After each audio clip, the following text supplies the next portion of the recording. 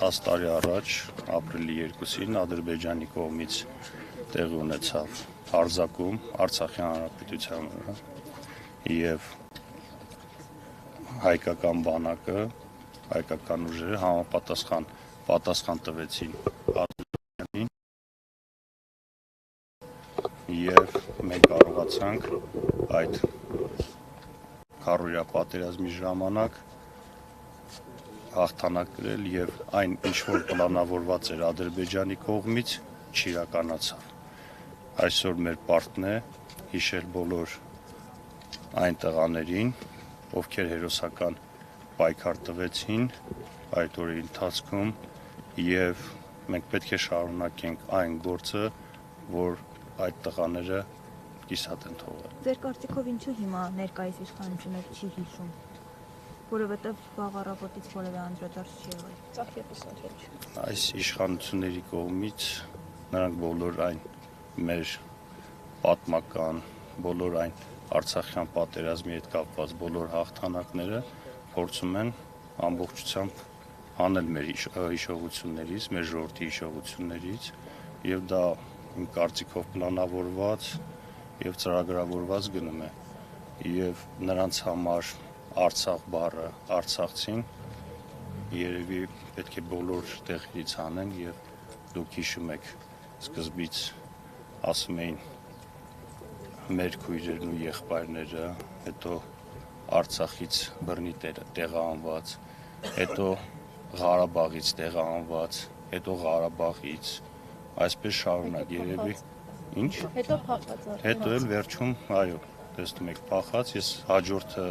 դեռ չեմ պատկերացնում ինչ կմտածեն, բայց դա ղեկավարությանը նկատի ունի։ Դե գիտեք, նրանց ասածները, եթե բոլորդ էլ տեսնում եք, սուտը, կեղծիքը, մանիպուլյացիան մեկնաբանել անիմաստ է։ Ամբողջությամբ մեր ժողովուրդը տեղյակ է ինչա կատարվել։ Նախ ես մեր բոլոր հայրենակիցների շնորհակալություն եմ հայտնում այս վերջին օրերին տեղի ունեցած այն իրադարձությունները, որ այն ատելությունը, որը նկատվեց հենց վարչապետի պաշտոնը զբաղեցնողի կողմից արցախցի լեգենդար հրամանատար Մերուժան Մոսյանի աղջկա հետ, Արմինե Մոսյանի հետ, այն աջակցությունը, որ կար մեզ հասարակության կողմից, ես գտնում եմ, որ ոչինչ չի ավարտվել եւ նորից ես մեր շնորհակալություն եմ հայտնում մեր հայրենակիցներին։ Պարոն Դանիելյան, 44-օրյան 2023 թվականի պատերազմը կարող ենք համարել ապրիլյանի շարունակություն։ Ինչ պիտի անեինք ապրիլյանին, որ տեղի չունենար 44-օրյան։ Գիտեք, ապրիլյան պատերազմի ժամանակ իմ կարծիքով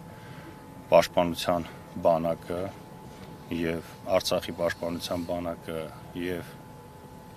Հայաստանի Հանրապետությունը այն ժամանակ իրենց ունեցած բոլոր գործիքակազմերը, բոլոր այն ինչ հնարավորություն ունեցել են, կիրառել են, որպեսզի օր առաջ կանգնեցնեն պատերազմը եւ այն ժամանակ 16 թվականին Ադրբեջանի խնդրանքով է պատերազմը կանգ առել եւ մենք տեսել ենք այն ժամանակ Հայաստանի իշխանությունների աջակցությունը Արցախին, արցախցիներին եւ ընդհանուր պաշտպանության բանակին, բայց այն ինչ տեղի ունեցել 44-օրյա պատերազմի ժամանակ դա շատ երկար քննարկելու հարց է, այն ինչ տեղի ունեցել մենք բոլորս տեսել ենք, ես եղել եմ Արցախում, այն բոլոր ստերը 44 օր ժողովրդին խաբել, որ հաղթում ենք, բայց մենք տեսնում ենք Արցախում ինչ է կատարվում եւ դա մանրակրկիտ քննության առարկա է։ Ազգային ժողովը դեռևս չի հրապարակել այդ քննիչ հանձնաժողովի զեկույցը, թող հրապարակեն, տեսնենք։ Մենք գիտենք, որ ինչ է տեղի ունեցել, բայց թող մանրամասն ներկայացնեն մեր հասարակությանը, ովքեր էին մեղավոր, ովքեր էին պատասխանատու եւ ինչպես նշեցիք, մինչեւ այդ դեզերտիրներ, փախածներ, ինչ որ քրեական գործ կա հարուցված, դա ասելով չի, էլի, այսինքն օդում ասելով փախած, եթե մարդ իր դիրքը թողում հեռանում է, այսինքն նա պետք է քրեական պատասխանատվության, քանի քրեական գործ կա այդ շրջանակներում։ Այսքանը դրա մասին։ Դուք ասում եք, որ տեղյակ եք, թե ինչ է կատարվել, բայց մենք արդեն հնարավորություն չենք ունենալու ծանոթանալու քննիչ հանձնաժողովի զեկույցին, որովհետև արխիվ բացվել է։ Ի վերջո հասարակությունը ինչպես է իմանալու ինչ է կատարվել, եթե դուք գիտեք ինչու եք լռում։ Այն, ինչ կատարվել է 44 օրյա պատերազմի ընթացքում Հայաստանում ազգային ուժերի իշխանապահ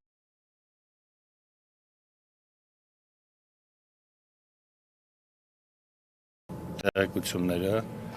պետք է տրամադրվեն մեր հասարակությանը, լրագրողներին եւ պետք է բոլորը տեղյակ լինեն ընդհանուր առմամբ ինչա տեղի ունեցել եւ ընդհանուր պարտության պատճառները որտեղից էին։ Ինչպես իմանանք, եթե չեմ ասում։ Դե ես ասեցի, Հայաստանում առաջիկա համապետական ընտրություններով հունիսի 7-ին, եթե հայ ժողովուրդը որոշում կայացնի եւ հեռացնի այս իշխանություններին, բոլոր այդ դրվագների մասով իմ կարծիքով նորից պետք է քննիչ հանձնաժողով ստեղծվի, նոր հանձնաժողով, որպեսզի օբյեկտիվ կարողանան ներկայացնել մեր հասարակությանը պարտության պատճառները։ Իսկ ձեզ ով պետք է ընտրվի, որ կարողանա այդ ամենը իրագործել։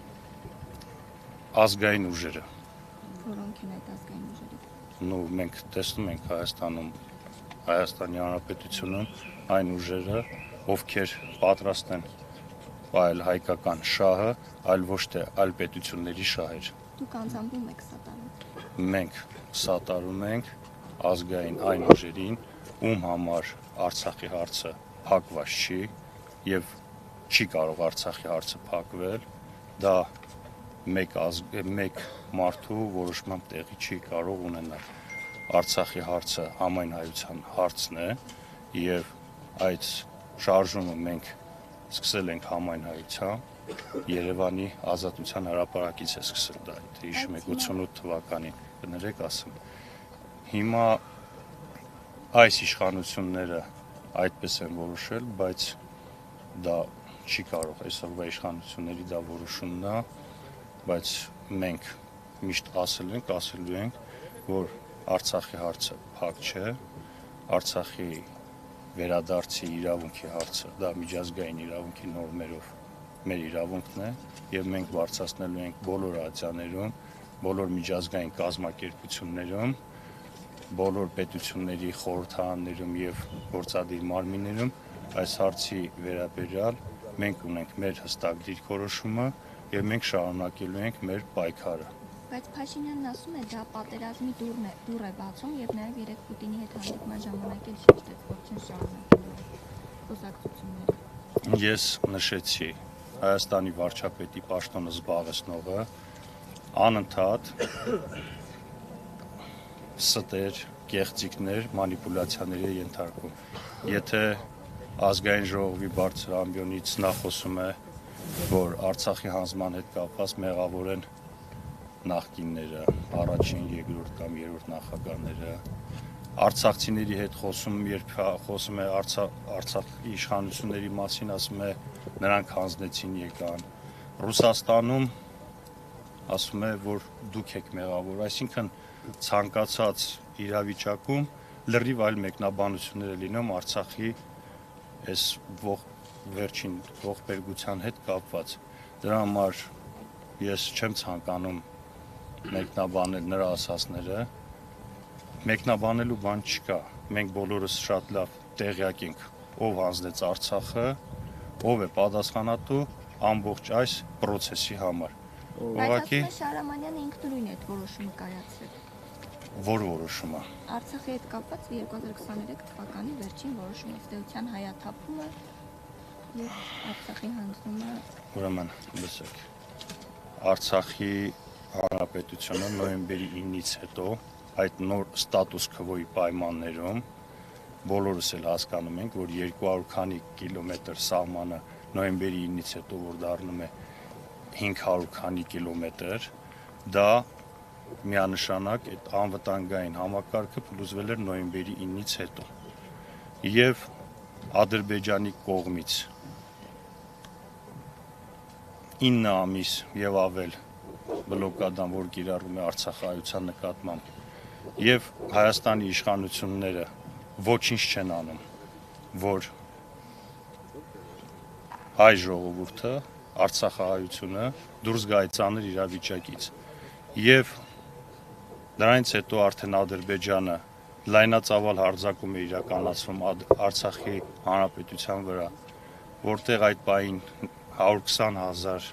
մարդ էր, որից 25-30 հազարը երեխաներ, 20,000-ը ծերեր, եւ ընդհանուր այդ իրավիճակում ինչ պետք է իրականացնել։ Նախ Փաշինյանը այդ իր ասածով ցանկանում է արդարացնել Ադրբեջանի կողմից իրականացված ցեղասպանությունը։ 2023 թվականի սեպտեմբերի տեղի ունեցածը ես հիմա հայտարարում, որ տեղի է ունեցել ցեղասպանություն հայ ժողովրդի նկատմամբ, եւ Հայաստանի իշխանությունները մենք ունենալով պետություն, Հայաստանի Հանրապետություն, դա թույլ է տվել։ Ես միշտ նշել եմ եւ հիմա էլ նշում եմ, այո, միջազգային հանրությունն էլ այստեղ իր մեծ բաստողումներ ունի, բայց առաջին հերթին Հայաստանի իշխանությունների հենց աչքի դիմաց է տեղի ունեցել։ Եթե Հայաստանի իշխանությունները չեն խոսում տեղի ունեցած ցեղասպանության մասին,